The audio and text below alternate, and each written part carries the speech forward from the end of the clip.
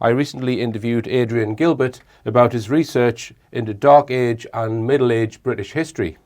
Adrian has also been to Egypt many times and written about the Great Pyramids of Giza in his best-selling book, The Orion Mystery. Much of that work involved studying astronomy, and it asks, did the ancients know about our place in the galaxy and in the universe? Here to talk about pyramids, welcome back, Adrian. Hi, how are you? Fine. Now then, Adrian, your collaboration started with a guy called Robert Bouval. That's correct, yes. Who was researching, I think, in the early 1980s, the mystery behind the pyramids. So can you tell us, because you discovered his work and you thought it was very powerful and interesting. What was his premise? What was his research looking at? Right. Now, Robert is a very unique character. I mean, he grew up in Egypt. He was born there in Alexandria. At the age of 15, he moved to England. And while in England, he studied civil engineering.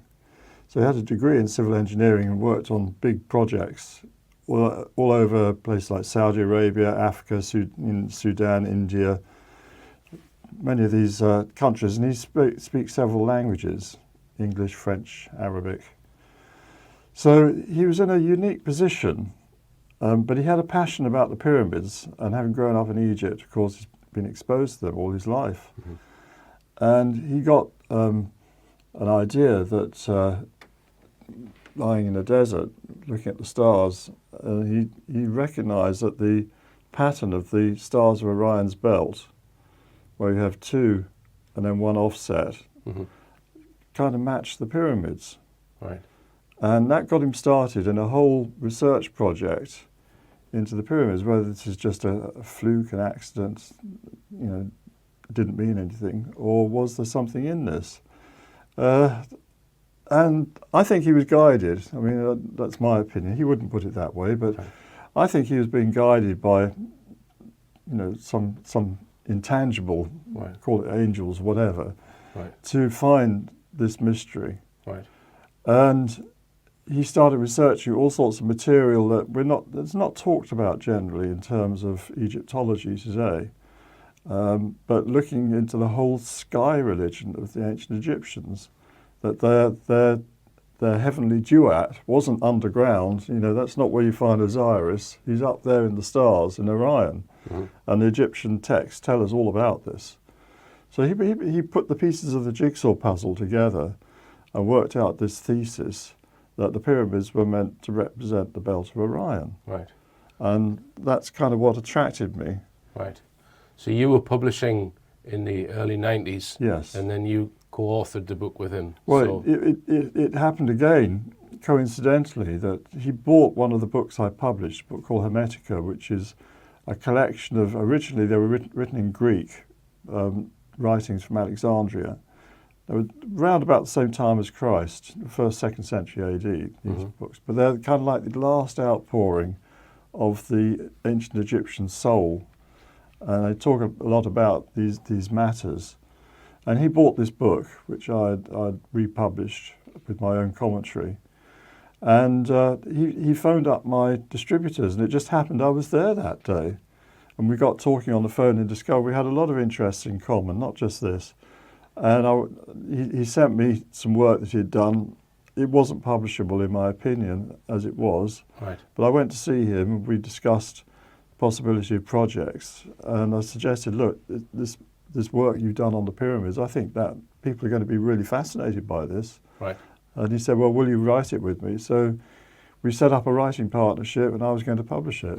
And the Hermetica that you refer to, does that talk about astronomy? In a limited sort of way. It's really, it's sort of like Platonic dialogues, where you have a teacher teaching his students in a dialogue form and discussing the Egyptian ideas of heaven, of the gods, of Osiris, and of what the purpose of life is, going into all of that in some detail. Right. Okay.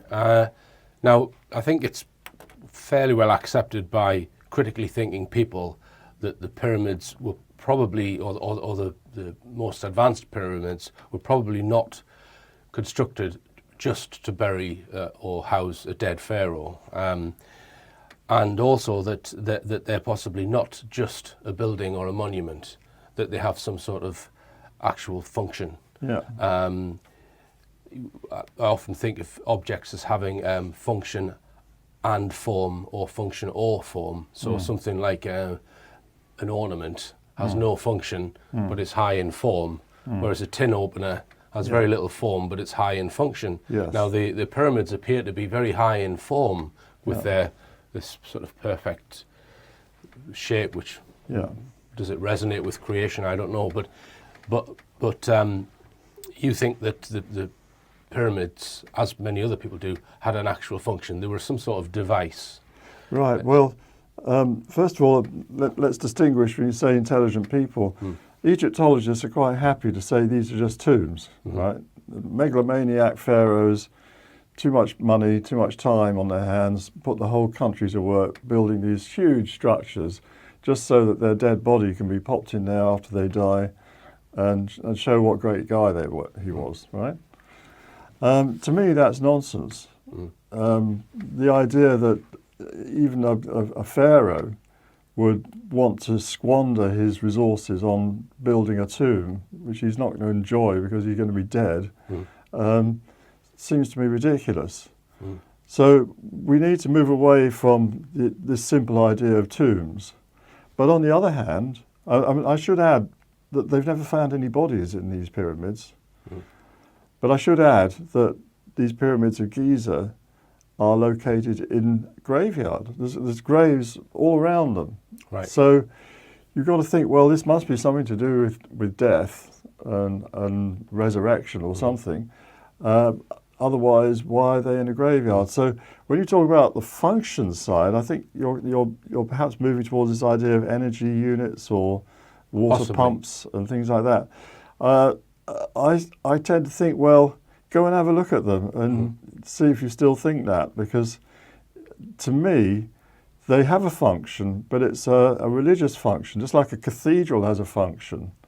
You know, you go into a cathedral, it's beautiful, it's stained glass windows and so on, but it actually has a function. That's where people gather, they hear mass, they do the sacraments, all of that stuff that goes with Christianity. Or if you go to a mosque, it again has a function. Yeah, nice building, a nice dome usually on top and carpets and so on, but the function is it's for Friday prayers, and they all go and bow to Mecca there. Yeah. So there is a function, but it's a religious function. Yes. But I think people would agree that there was no door that lots of people went inside and could walk around. So it's not a building to house lots of people sitting down. Now you can explain your thesis on the function. Yeah. But first, in order to do that, can you explain to viewers what is the ecliptic? Right. We need to understand that first. Right. We're now talking about astronomy. Yeah. But that links into the function, it doesn't it? It does link in. The sun, as we all know, each day the sun is moving by 1 degree. Maybe we don't all know that, but the sky changes all the time, every day. So that the stars you see at night time in winter are quite different from the ones you see in summertime at the same time, because the sun's in a different position. And this line running around, you're aware of the zodiac, the 12 signs of the zodiac. Well, the ecliptic runs through them, and it's like a narrow band, which is the diameter of the sun, and it moves along that band, roughly a day, roughly 1 degree each day. It takes 365 days to make a complete circuit. So that's what's called the ecliptic. So if you draw a line from the centre of the sun to the centre of the earth, and follow that for a whole year, and then extend that out. That's right. That plane is the ecliptic plane. Yes, exactly. It's that line that the sun is following. And it's called the ecliptic because it's only when the sun and moon are both on that line that you'll get an eclipse. And it can either be when one is on each side of the earth or when they're both on the same side. And if they're on the same side, you get a solar eclipse, and if they're on opposite sides, you get a lunar eclipse. So if we imagine this, wafer-thin, flat circle extending out into space, it's a plane within space, extending out into the universe. So now explain what the galactic plane is. Right. Now, you're aware that our sun is one star in a galaxy we call the Milky Way. Mm-hmm. And when we look at other galaxies, like the Andromeda Galaxy, for instance, we can see like Catherine wheels in space. Yeah. We don't see that with our galaxy because we're close into it. Yeah. But we're also looking at it sideways on, right? So what we see is a band of stars in the sky that kind of rises and sets according to the time of day. Now, that band has got a north side and a south side, right? So that you can think of a, how can I describe it? Like a frisbee. Well, imagine two frisbees stuck together, right? Then it's a disc, but it's got a certain width in the middle, and it tapers off as you go into the edges, right? This is made up of billions of stars. Made of billions of stars. Which are suns. Which are suns in themselves, right? And probably have planets, a lot of them as well. You can think where the two frisbees meet is kind of like a plane there. It's like the equivalent of an equator. And instead of it being a big ball like the Earth is with an equator, you've got this flattened disk of stars. But there is a north side and a south side. And so you've got this equatorial plane in the Milky Way. So that's what you're talking about. So that's the galactic plane. That's the galactic plane. So if we take the geographic centre of that to the two frisbees and extend that out as a perfectly flat plane extending right out past our own solar system. So you've got these two planes in space, the ecliptic and the galactic, and they're going to intersect at certain points. They intersect, Right. And because the Earth is tipped over with regard to the Milky Way, they don't sort of exactly meet like this. It's sort of like that. And there's two places where they cross over. It's like bangles. Imagine if you have ladies' bangles, and you have two of them, and you can sort of rotate them round each other, So there's 2 points where they contact, and there's one in the northern sky, and there's one in the southern sky. And this is very, very important for what's going to follow. Yeah, and you can't actually see them. They don't give off any light. No. It's just a point in space where these two planes meet. Yeah, exactly. And this is bog standard astronomy. This is bog standard astronomy. No academic is going to disagree with what you're saying. They would never argue against this, no. All right. Now, so these 2 points in space are very important. Yeah. Just explain why that is. Right.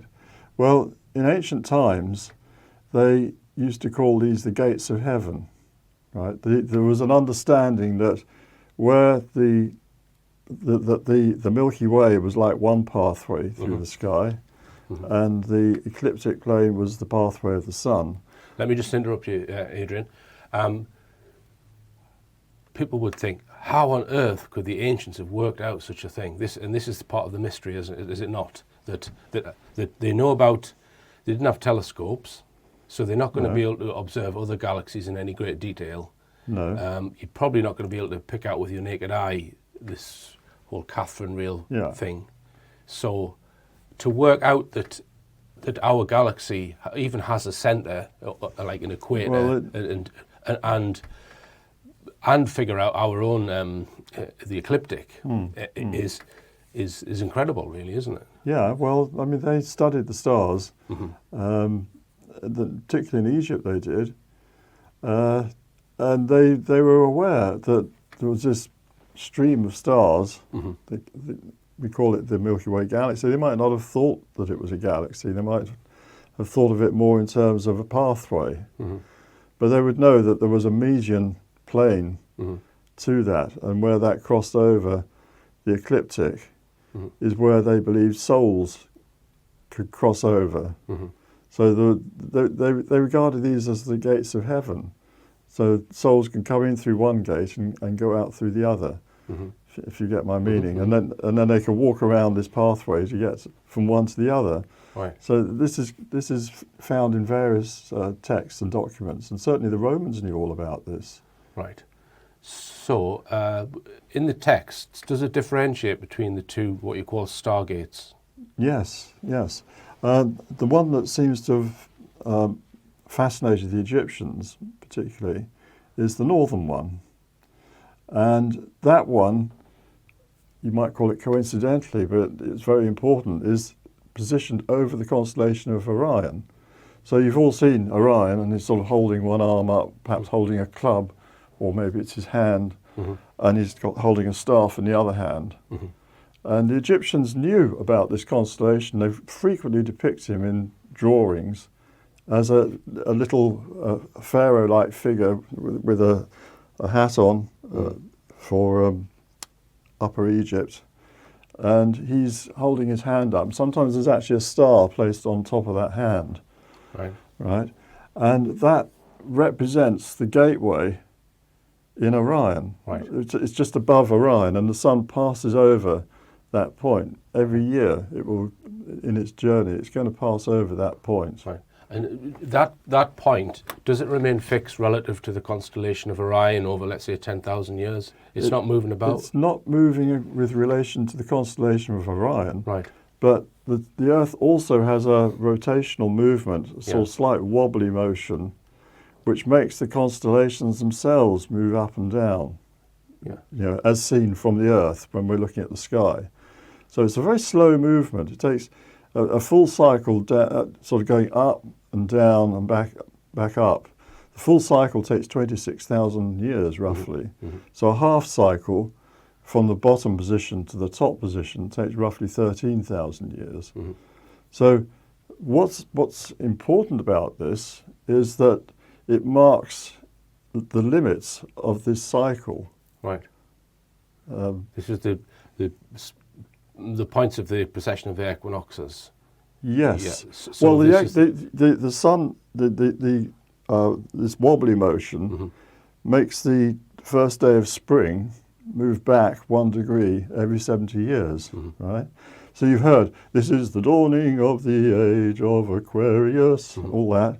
Well, that's to do with this. And it's because the sun at the spring equinox is moving out of Pisces into Aquarius, right? And people say, well, that's the start of a new age.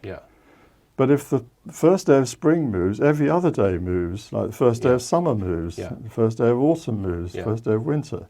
So the one that the Egyptians were most focused on was the summer solstice. And the position of the summer solstice has been moving over the centuries. And it now happens, and this is why this is so important to us, it now happens that the summer solstice occurs when the sun is right on that stargate, or gateway in heaven, over the hand of Orion, which means that the motion of that I call them stargates, right? The motion of that stargate has now reached its maximum position, and then it's going to start going down again.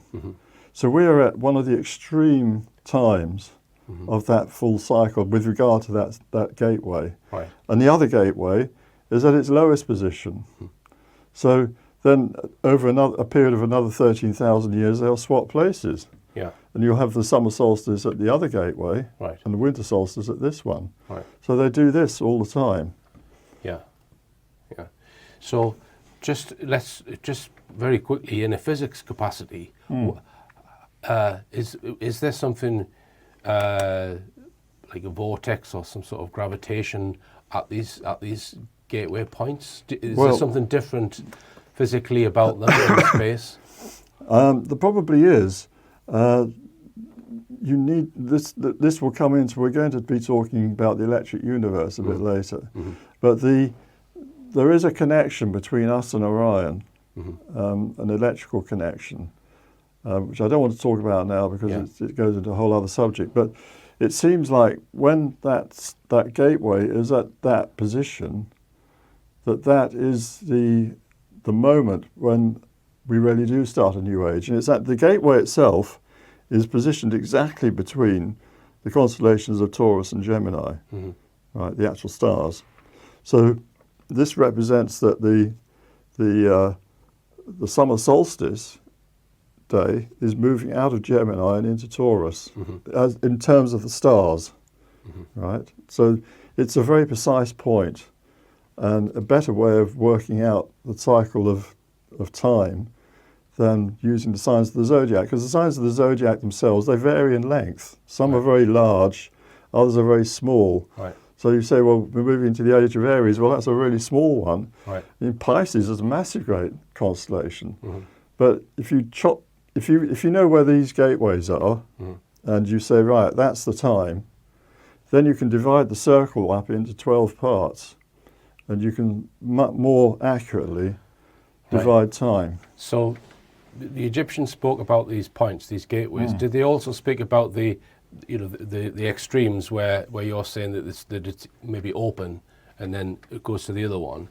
Did the Egyptians talk about that, or is that something that you've... That's something that I've found, but what the Egyptians talked about was that they believed that a god called Osiris had been sent to Earth, right, by God the Father, if you like, because the Earth was in chaos and people were killing each other and there was horrible things happening here.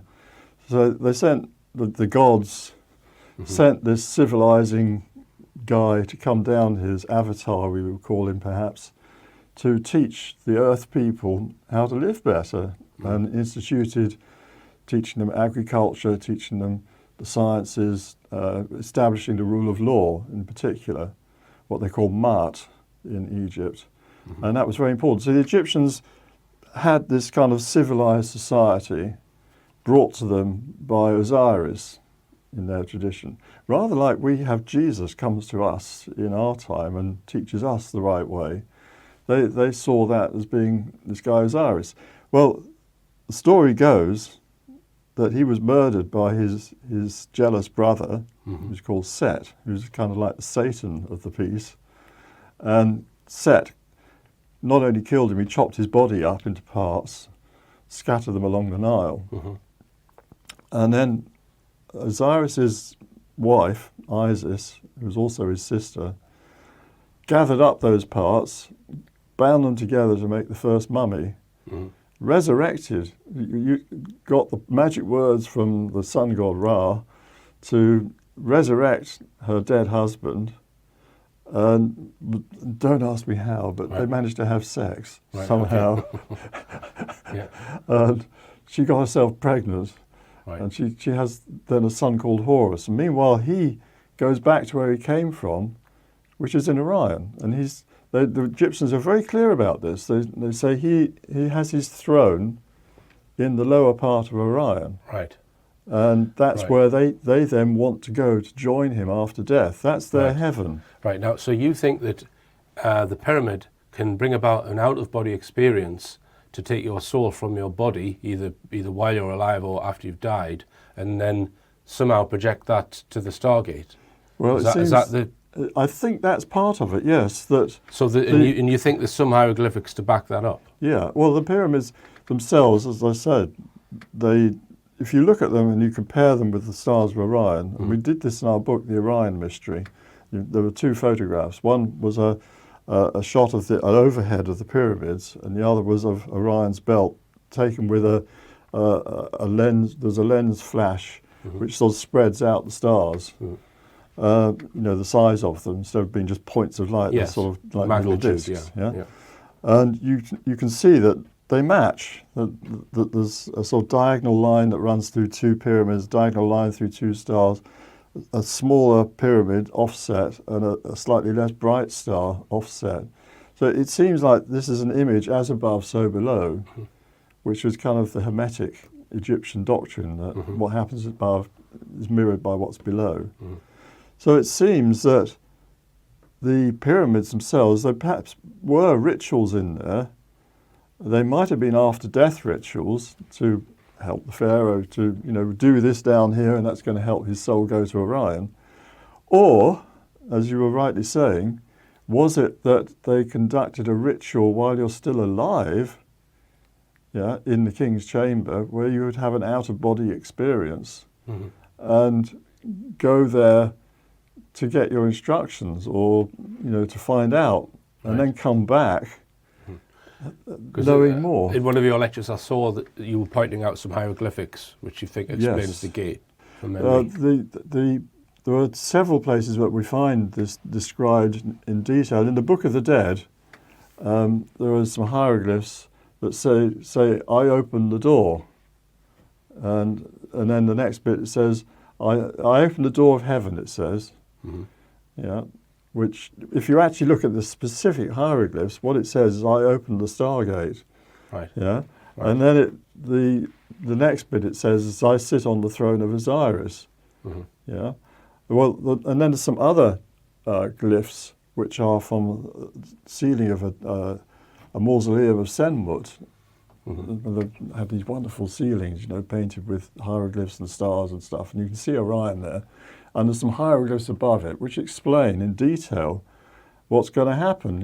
How the upper part of Orion is where the sons of Horus go, and then they progress, and they end up, they become stars in the lower part of Orion, and that's where Osiris has his throne. It tells us very specifically there.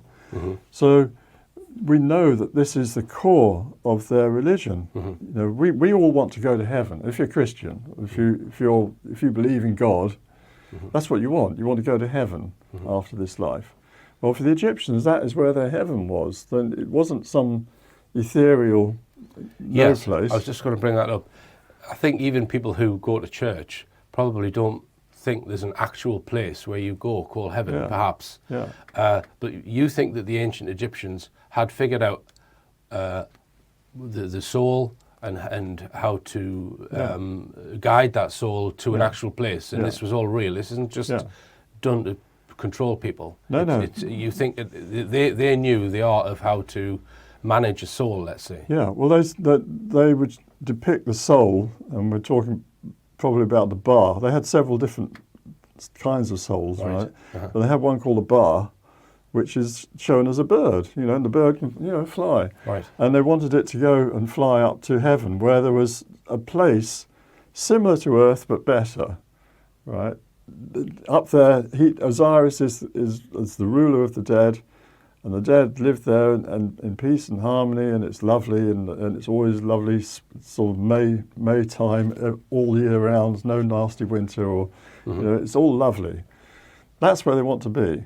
Right. Now, it's a very materialistic view, perhaps, but it kind of is really making it available to the masses, probably, that there's a better place than here. But to get there, you've got to be a good person. Right. Yeah, because you're going to be judged after death. Yes. And if you're found to be wanting, you're not going to go there. You're going to go to the other place where you get gobbled up by a monster and you have to reincarnate. Yeah. Let me just ask you, because these two gates are known as the Golden Gate and the Silver Gate. Well, that's what I call them, yeah. Right, you call them. And one of them, if you draw a line from the Earth to each of these gates, one of them is heading directly away from the centre of our galaxy, and the other one is towards the centre of the galaxy. More or less, yeah. So do you think there's any significance in that, in heading out of the galaxy, or is that just a coincidence? I think there probably is some kind of symbolism, if nothing else, that's the direction out from this galaxy, and you have to wonder, well, what lies beyond the galaxy? But there is also another side to it, and we'll be talking about that when we discuss the electric universe. Yes. That there's an electric current that can take us there. Right. But that's something else. Yes.